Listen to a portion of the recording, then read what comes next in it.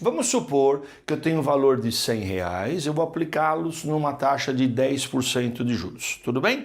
Então, pode ser ao mês, ao ano, eu vou fazer isso em períodos. Então, a primeira vez que eu vou aplicar isso daí, o que vai acontecer?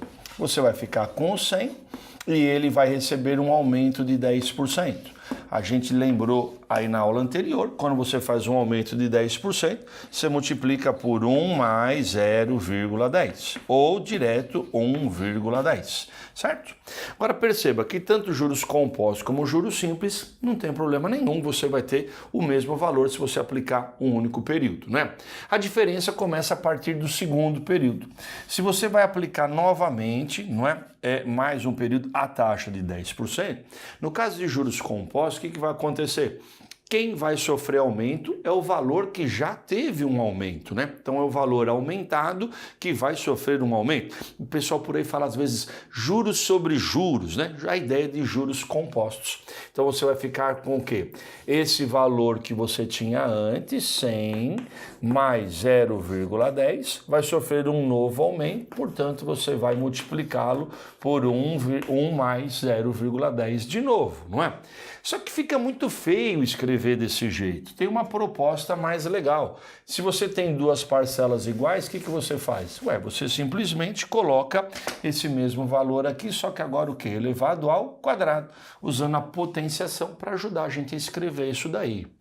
No caso do juros simples, como a própria palavra diz, é mais simples, mas pode ser que não faça muito sentido para você. O novo período, você vai colocar a taxa de juros, mas ela não vai incidir em cima desse valor. Não. Ela vai incidir em cima daquele valor inicial duas vezes da seguinte maneira. Você vai ficar com 100, que multiplica 1 mais, a taxa de juros vai ser multiplicada por 2. Então vai ficar 2 vezes 0,10. Entendeu a diferença? Aqui você está colocando 2 vezes 10%, portanto você vai ter um aumento de 20%.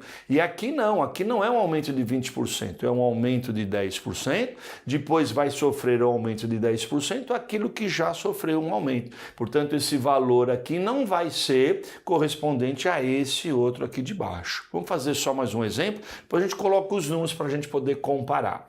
Se eu tiver mais um aumento de 10%, então agora esse valor novamente vai sofrer um aumento de 10%. Então o que vai acontecer? Eu vou pegar de novo esse fator, vou multiplicar por 1,10 ou 1 mais 0,10. Como já tinha 2, agora vai ficar elevado ao cubo, não é isso? E esse outro, quando você fala que você vai ter 3 aumentos, o que acontece? Na realidade, você vai aplicar a taxa de 10% 3 vezes. Então, vai ficar 0,10 vezes 3, certo? Então, você vai ter uma diferença aqui realmente bem grande entre eles. Se você fizer as contas aqui, só para você ter uma ideia, o que vai acontecer? Esse valor aqui vai ficar 100, 1,1 elevado ao quadrado, isso daqui vai dar quanto? 1,21, diferente já desse daqui, que vai ficar quanto? 1,20. Então você percebe que esse daqui vai dar um valor maior, não é? Esse daqui, se você fizer a conta, vai ficar 1,331. Desse daqui vai ficar quanto? 1,30. Então, quando você está aplicando a taxa de juros compostos, oficialmente o que vai acontecendo? Esse valor vai ficando mais distante desse. Então, se você tiver um período muito longo, a minha taxa, o valor de juros compostos vai ficar bem distante do juros simples, né? Para taxas pequenas, os valores não ficam muito distantes, mas para taxas grandes, em períodos grandes, você vai ter uma distância bem grande realmente uma da outra, né?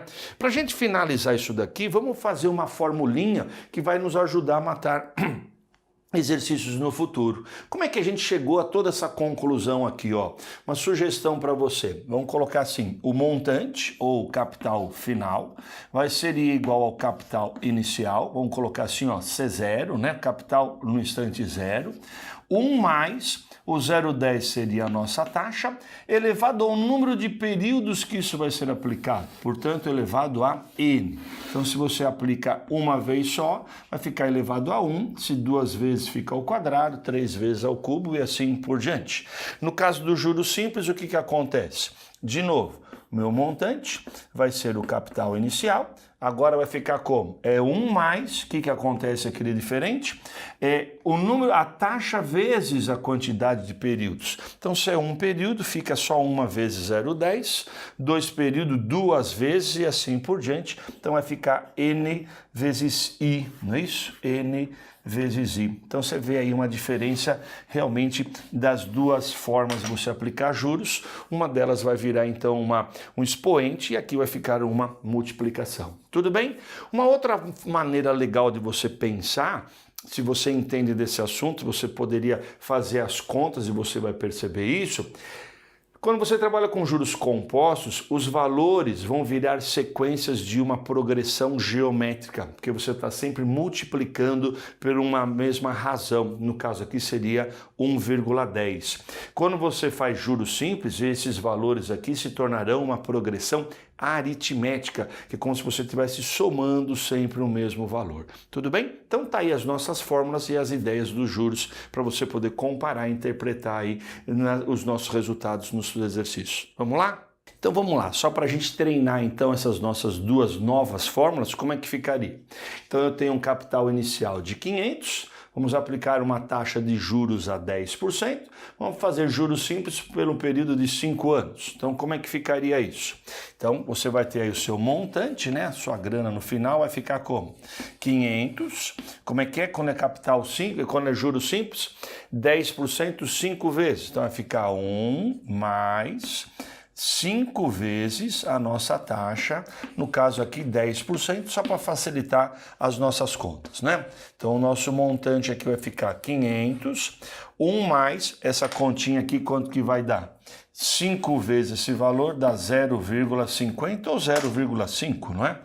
Legal, então vai ficar 1,50 e a hora que você fizer essa conta aqui vai ficar quanto? 750.